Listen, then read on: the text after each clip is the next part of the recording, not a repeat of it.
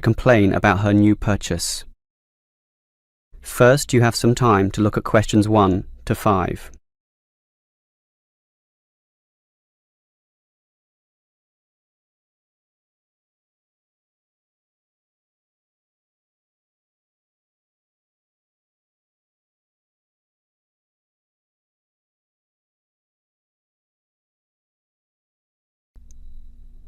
Now we shall begin. You should answer the questions as you listen, because you will not hear the recording a second time. Listen carefully and answer questions 1 to 5. Hello, is this the Dynamo Motorcycle Company? Yes, it is. How can I help you? Well, I have an instruction manual here for your new electric motorcycle, but I'm not satisfied with the purchase at all. Well, I'm sorry to hear that. But don't worry, I'm sure we can sort this out. Before we do anything, can you tell me the model number? At the top of the instruction manual here it gives the model number RTY34. TY34. Okay. Now, what's the nature of your complaint? It's many things, actually. The biggest problem is that you say in your manual that the battery will take the motorcycle 30 kilometres. That's right.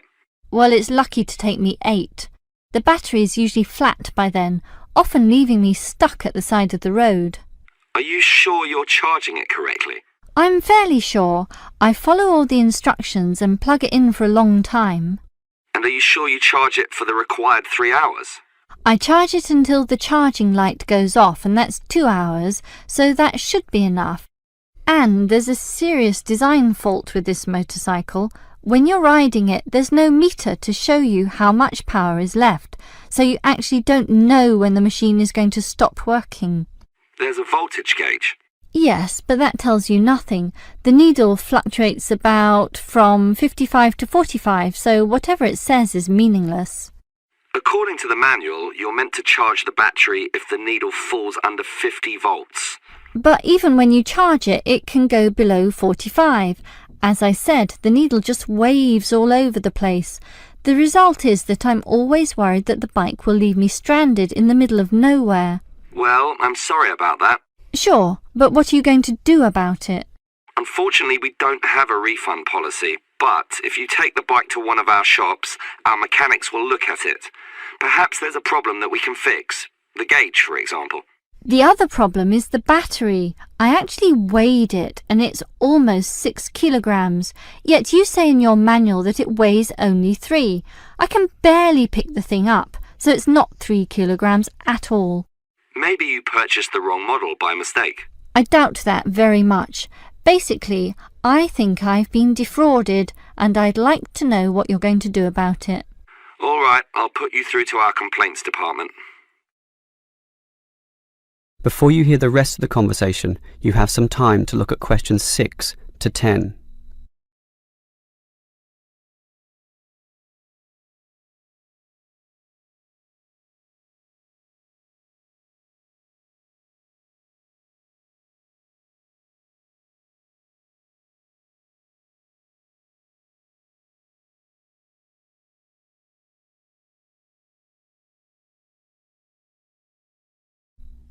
Now listen and answer questions 6 to 10.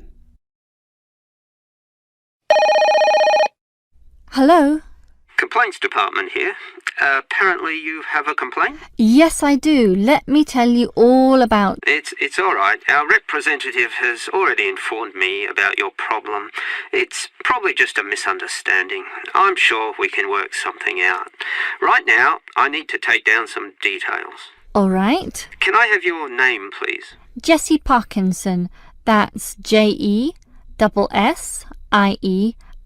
Parkinson, Parkinson. Parkinson. All right. What shall we list this complaint under? Parts, service, or performance? Well, the meter isn't accurate at all, so that's parts, isn't it? Yes, perhaps, but you do feel more generally that the motorcycle doesn't meet the operational standards as advertised, so it's probably better to tick performance here. Can we tick both, parts and performance? No, we can only tick one, so let's not call it parts. We'll go with performance. Now, we may post some further forms and questionnaires to you, so would you mind giving me your address? Certainly, it's 45 Melrose Road. Melrose, M-E-L and Rose. Okay, now, your phone number? Just use my mobile phone. That's 0928 982 453. 453. Okay, and if we have any follow-up questions, what time is best for ringing you? Morning, afternoon, night time? Well, I work as a secretary from 9 to 5, but I do get a lunch break which gives me some free time. This break used to be 12:30 to 1:30, but then it changed to an hour later, so it's best to ring me at 2 p.m. since the break now starts at 1:30. All right. That's all for now. We just need to do our own investigation and we'll probably ring you back tomorrow.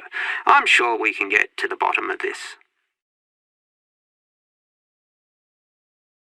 That is the end of part 1. You now have half a minute to check your answers.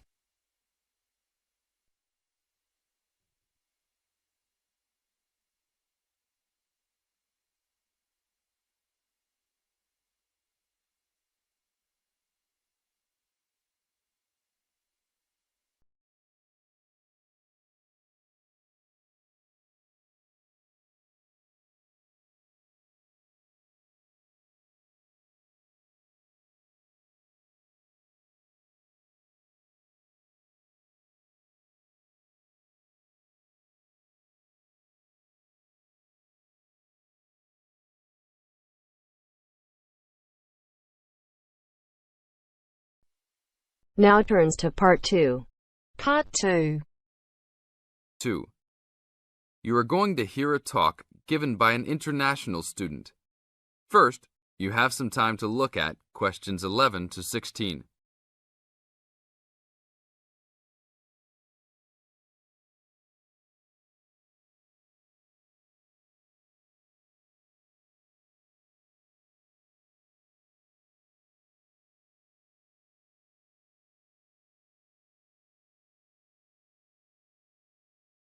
Now listen to the tape and answer the questions. As an international student coming from Sierra Leone, it gives me great honor to give these opening remarks and welcome you all to Ashesi University, where excellence is the code. I believe I speak on behalf of my fellow colleagues when I say we feel that we are the most fortunate and privileged university students in Ghana. You may ask, what is the basis of such a conclusion? And I will simply say to you, in which other tertiary institution in Ghana do you find the same level of IT infrastructure and facilities available to students? Where also do you find such a low ratio of students to lecturers and computers? In which other educational institution do you find 55% of students on some sort of financial aid, who in addition enjoy services and benefits such as job placement after graduation, on-campus employment that pays above the minimum wage, a supply of textbooks, and access to online databases? Ladies and gentlemen, there is no other institution of higher education in Ghana today that matches the learning environment and the quality of instruction at Ashesi. I could continue listing reasons why we students feel this way, but I only have 5 minutes for this speech. Believe me, I could go on for hours. At Ashesi, everyone is considered a leader and is treated special. Ashesi equips us with the necessary determination, strength, and belief in ourselves to be able to achieve our goals. We are being taught to think outside the box and to question and challenge our assumptions about the world we live in. This, ladies and gentlemen, is one of the benefits of a liberal arts education, which seeks to broaden our intellectual capacity.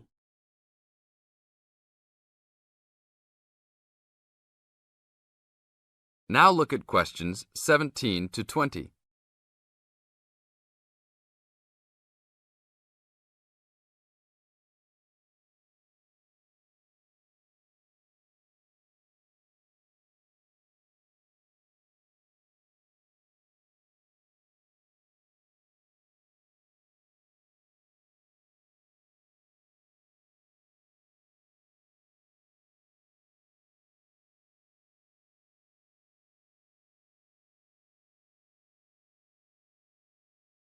As the talk continues, answer questions 17 to 20. At Ashisi, we are also exposed to real-life situations and learn how to deal with them through a practical and vigorous academic program, as well as various seminars in which prominent leaders in their professions are invited as guests to interact and share their knowledge and experiences. Some people, even some of you in this audience, may believe that tuition at Ashisi is too high, but I say to you that the students here are unanimous in saying it is worth it. Not because we all come from well-to-do families, but because when it comes to one's education, you need to aim at getting the best from the right place. One's education defines who you are and what your perception of life and society will become. Ashisi offers us a top-quality education which meets high international standards. This is due to the strong linkages the school has established with three of the very best schools in the United States, namely Swarthmore College, which is ranked as the best liberal arts school in the U.S., UC Berkeley, and the University of Washington. In addition, Ashisi has recruited an excellent faculty consisting of lecturers from various countries, including Ghana, the UK, and the United States. These lecturers are among the best in their respective academic fields. I believe this is the school's greatest asset, a strong and knowledgeable team dedicated to achieving successful results from their students and who also love their job. I would like to end with a personal message. My fellow students, because we are among the most privileged in our society, we should take responsibility for our own destinies, make our parents proud, and create a legacy for those that follow us and Africa as a whole. We must give back to our society after completing school and achieving our goals in life, which I believe we all can if we properly utilize our time and take advantage of all that is offered here at Ashisi. That is the end of part 2. You now have half a minute to check your answers.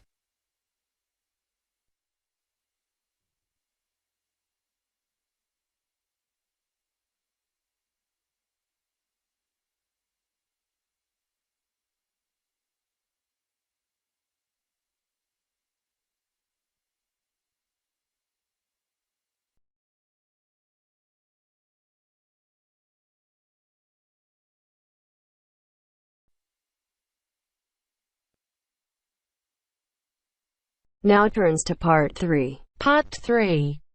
You will hear a student union officer's speech. First, you have some time to look at questions 21 to 25.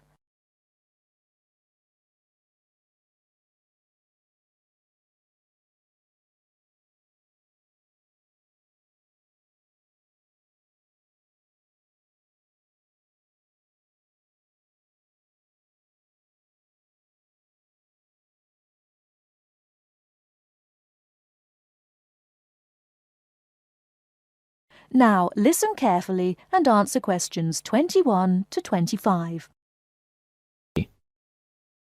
Hi there. May I wish you a very warm welcome to Ealing College, and more especially to the Student Union. The Student Union is run by 4 sabbatical officers, of which I am one. As the president, I am charged with the overall day-to-day running of the union itself, according to established policies within the Constitution. We also have a brilliant staff team who'll help us, and you'll meet them when you have 5 minutes to drop in and see us.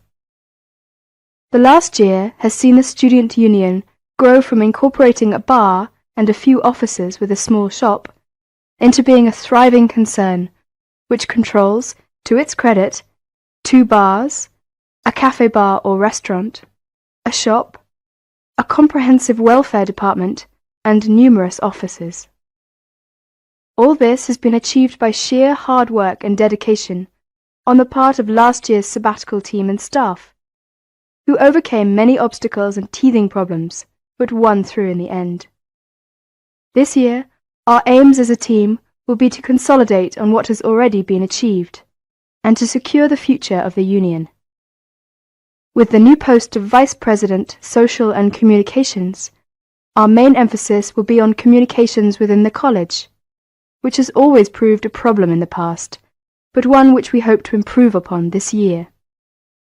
One way will be the regular publication of a student union magazine, so all you budding journalists, come on down. Before you hear the rest of the talk, you have some time to look at questions 26 to 30.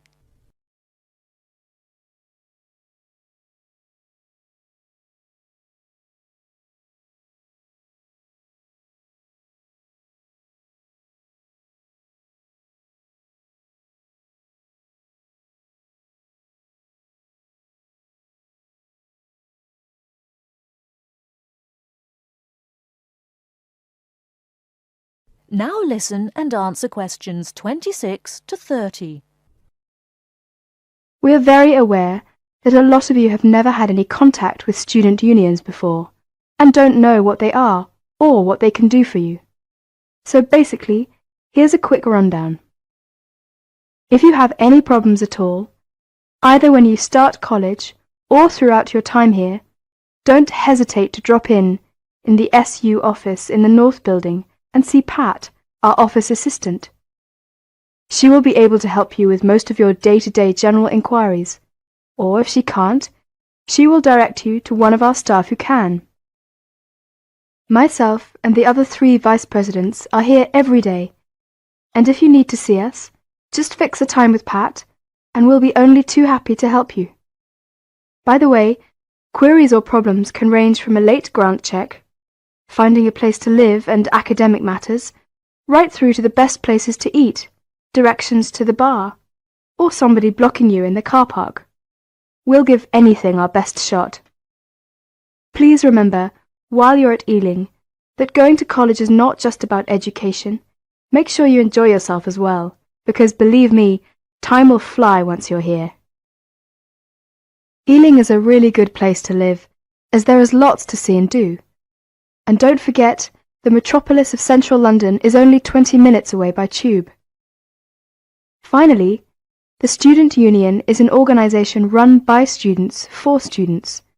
So if there is anything you don't agree with, or you have any new ideas, please come along to the Union General Meetings and don't be afraid to speak up. Or you could give up a little of your time and stand for the Executive Committee, which is made up of students who help us out with lots of interesting things. I would like to take this opportunity to thank all the sabbaticals of the last 2 years who have worked so hard. My very special thanks goes to Winston, Martin and Peter and all the staff who not only did a great job but have been my good friends as well. Lots of luck and success for your year at Ealing. Work hard, but play hard as well. That is the end of part 3. You now have half a minute to check your answers.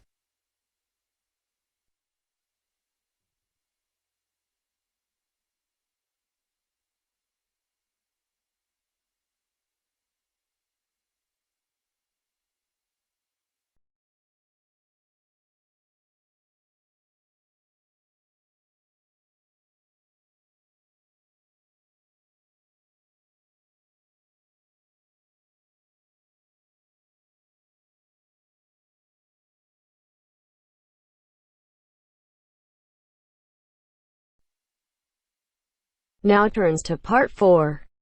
Part 4. You are going to hear a lecturer giving a talk on a type of fundraising for business called crowdfunding. First, you have some time to look at questions 31 to 40.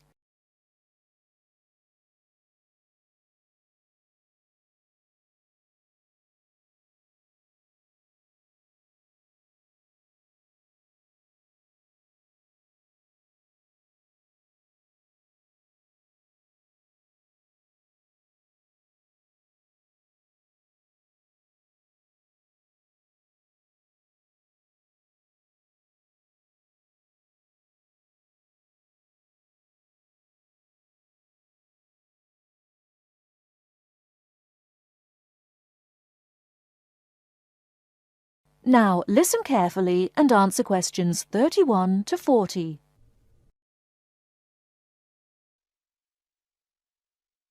Good morning, everyone. Today, we're continuing our look at funding opportunities for small startup businesses. The emergence of social media has given companies the ability to connect with fans and potential customers directly.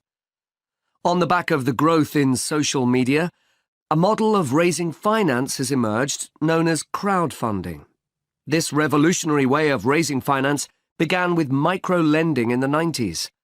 More recently, an equity-based model has emerged that allows people to invest directly in a new company. We're going to examine this in more detail later, but let's turn first to a third model, which I'll term a fan-based model. With this model of crowdfunding, individuals are encouraged to give an amount of money to support the launch of a project or initiative without the promise of any financial return.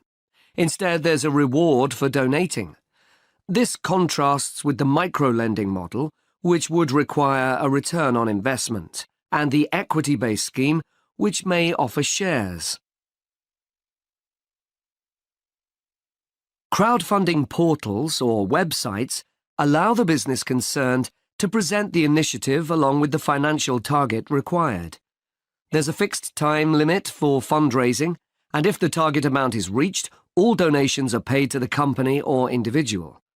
Whether it's an author planning to write a new book, an independent film company looking to make a new film, or a technology company with an idea for an app, the person or company needing funding would turn to its fan base for support.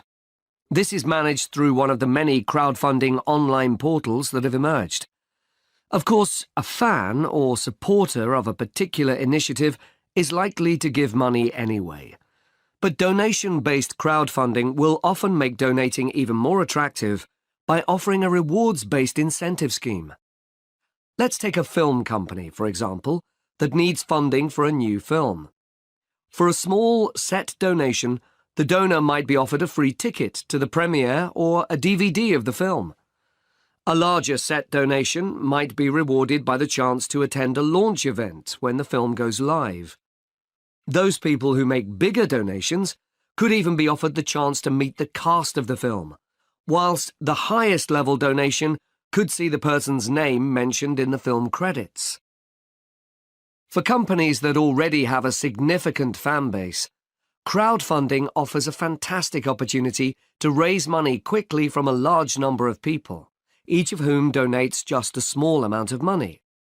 Compare this to the time and effort that would be needed to sell your idea to investors or your bank manager, particularly in an age when raising finance can be difficult. The company may also have links with partner companies or organizations that run fundraising events. In this case, you can significantly increase participation by working with these organizations to promote your crowdfunding project. Another significant advantage is that you can reach out to your fan base for feedback on the project while it's being developed, thus making the final product more appealing. Crowdfunding enables you to raise awareness of the product at an early stage, thus increasing the potential for sales. With so many people behind you, it can also act as a great incentive to get the best possible product out on time and on budget. However, there are disadvantages to bear in mind. The model can be described as all or nothing. If you don't reach the monetary target required in the agreed time, all promises of donations are cancelled and no money is paid, leaving you back at square one. Should this happen, or still worse, you receive the funding but are unable to come up with the product, not only will your fans end up disappointed, but the portal will record the fact that you failed to reach your target, or that the initiative failed. Fulfilling all the pledges that you've made to people can also be very time-consuming. For example, remembering to send out copies of books or free cinema tickets can sometimes be forgotten in the excitement and frenzy of launching your product. People sometimes forget to factor in the cost of rewards when calculating profit margins. But these can be significant. And finally, if you have a small fan base, for example, you're a new company or have a small social media footprint, raising awareness of your initiative will be challenging. These drawbacks aside, donation-based crowdfunding is a wonderful opportunity for individuals, or small startups to raise funds for that exciting new project, whilst reaching out and connecting to the people who are most likely to support and promote your work for you. That is the end of part 4. You now have half a minute to check your answers.